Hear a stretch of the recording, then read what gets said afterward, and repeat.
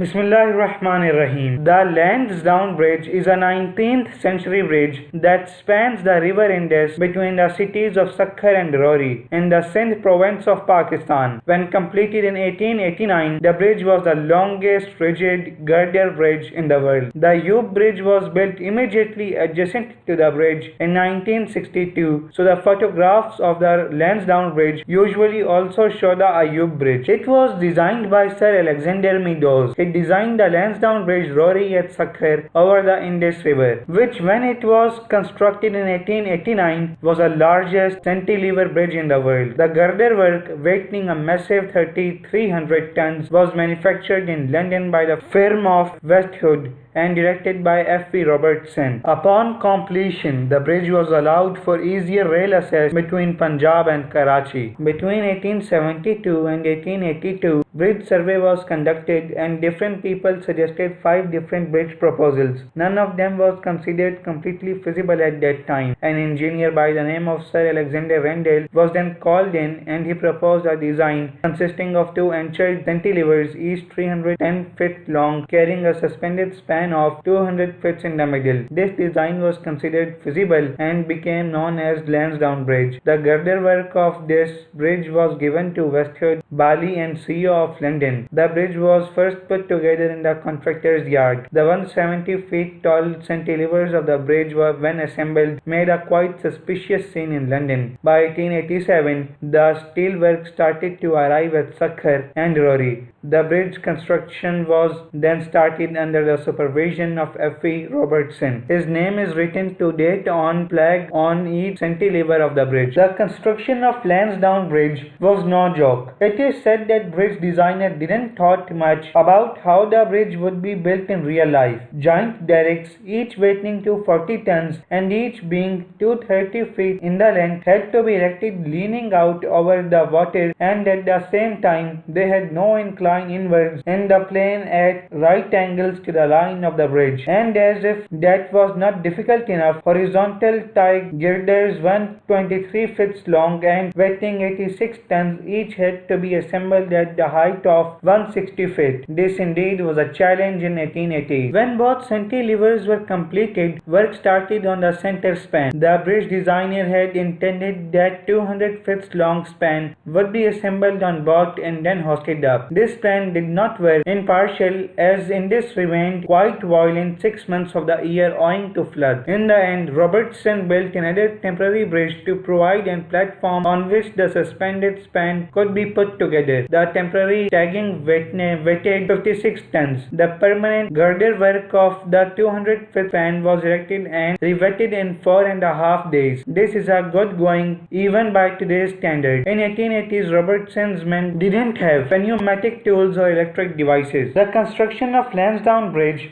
claimed 6 lives. 4 men fell from the dizzy heights and 2 were killed by tools falling on them. The cost of bridge was 26,96,000, including rupees 2,76,000, which were spent on foundations only. Bismillahirrahmanirrahim.